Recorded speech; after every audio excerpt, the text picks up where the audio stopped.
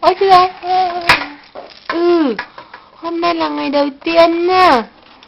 Ngày đầu tiên bước sang tháng thứ 5 á. Hôm qua là tròn 4 tháng à. Thế là hôm nay là bước tháng thứ 5 mà con. Ê. Ê. Ê. Ê. Con đang chơi cái gì đấy? Chị đang cầm cái gì ở tay đấy? Con có cái gì đấy? Đẹp thế.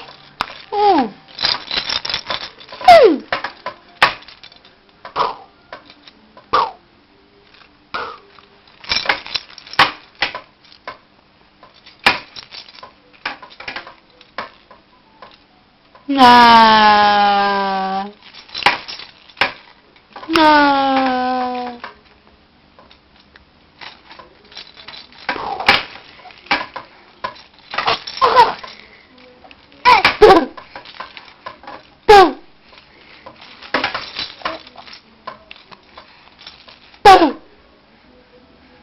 Này, sao không nhìn mẹ mà cứ nhìn camera đấy con?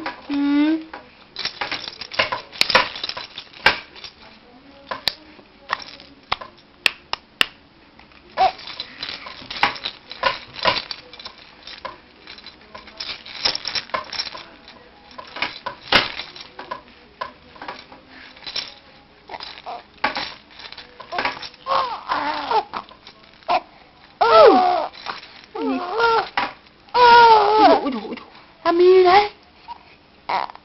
Làm cái gì đấy con?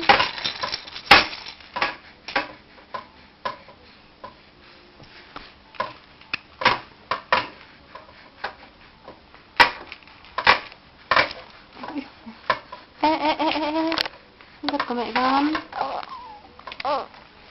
Kia, giật của mẹ con. Gu.